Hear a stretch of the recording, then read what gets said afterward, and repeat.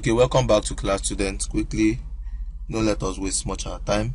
Let's go to using interest rate swaps. Of course, some companies could actually, large companies use interest rate swaps to manage their net interest liability. So you look at using swap, we swapping interest rate liabilities in each currency. Probably, for example, a company that borrows extensively through a combination of bank loans and bond might have a policy: 25% of its debt should be fixed, 25% of the debt should be at a floating rate, then probably the remaining may be at a fixed or floating rate, or a mixture of fixed and floating. This depends on the judgment of the finance director or probably the treasury department. Now, this particular company might then use the interest rate swap to alter its net liability within the company's policy guidelines. So between fixed rate and floating rate, it might move towards more floating rate liability, and if interest rates are expected to fall, that's if interest rates are expected to interest rates are expected to fall, and towards fixed rate liability when interest rates are expected to rise. So if you perceive that okay, interest rates might actually fall, then you can decide to move from your fixed rates to a floating rate, because of that once it drops, you will enjoy it. The floating rate will drop, you get, so you to go with it, so you just pay at the floating rate. And if you feel that it's going to rise, you can just decide to hold it there. You convert your floating rate to a fixed rate. Do you get? So that's how it works. Now, of course, many companies are actually able to obtain fixed rate debt, so you get that way they can actually go with that. Let's consider this particular example here. A company borrows. Let's just look at how companies use swaps to actually hedge their interest rate liabilities and all. So a company borrows from its bank.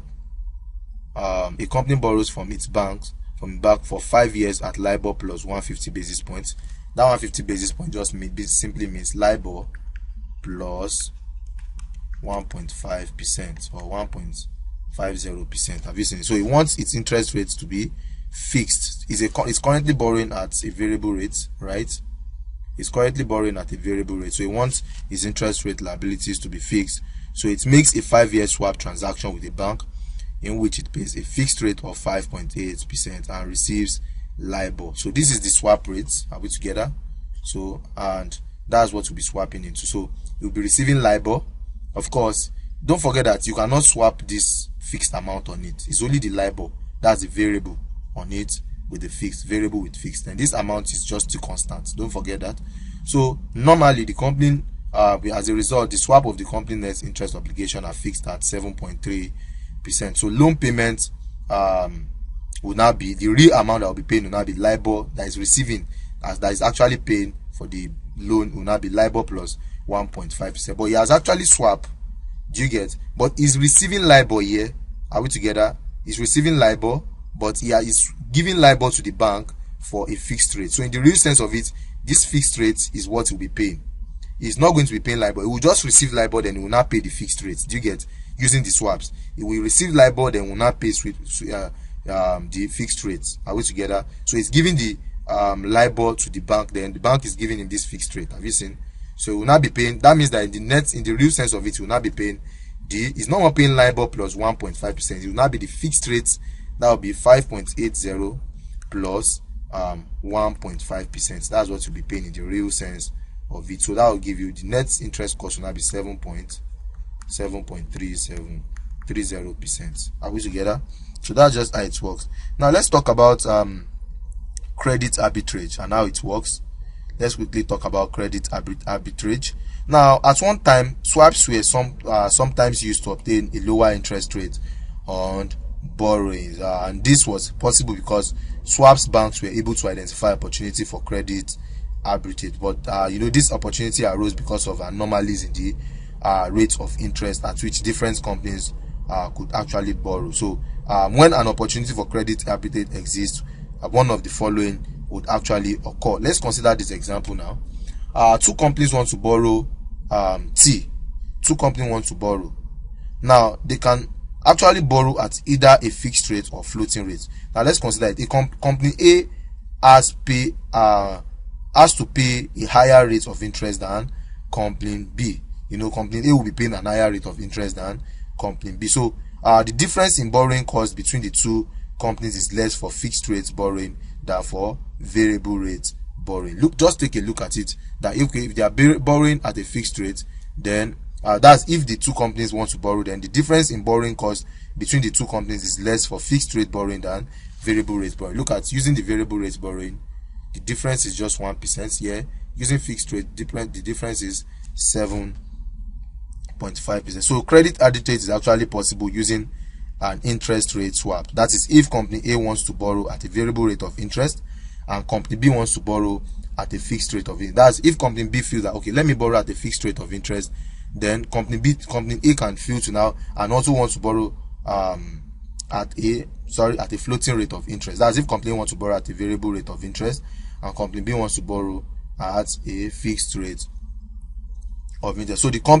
two companies now want to, so they can borrow at either fixed rate or floating rate. So the company C has to pay a higher rate of interest than company D. So the difference in borrowing cost between the two companies is more for fixed rate borrowing than for the variable rate borrowing. So let's look at how it is. Okay, so company C, let's consider this will now be the fixed rate borrowing, fixed rate. Then we have the variable rate. Oh, my pen. Variable rate. Wait together. So that will now be company C. Then company D. Arbitrage, credit arbitrage is unlikely to come out in your exam. It's just for completeness that I'm treating it. You know, it was some times ago that they used credit arbitrage. You get, so that will be, so if now want to borrow, the fixed rate of borrowing will now be 7.5. Are we together? I'm talking about that example now. I'm looking at another example because of we've considered the first example. The first example has gone. Do you get? This is another situation. I'm looking at another situation that probably two companies wants to borrow, and so they can borrow at either fixed rate or just like the first one. So that's what I was talking about there. So now the difference between the difference in the borrowing cost between the two companies is more for fixed rate borrowing than variable. Let's say that unlike here, just like here, company C is borrowing 7.75%. Then this one 6.50%. Do you get? No, the difference is now 1.25%. Do you get? Now this one is now at LIBOR plus 1.5%. Then this is at LIBOR. Oh my goodness, my pen. This is at LIBOR plus 0.5%. Now the difference is 1%. Now looking at it, credit arbitrage is actually possible using an interest rate swap.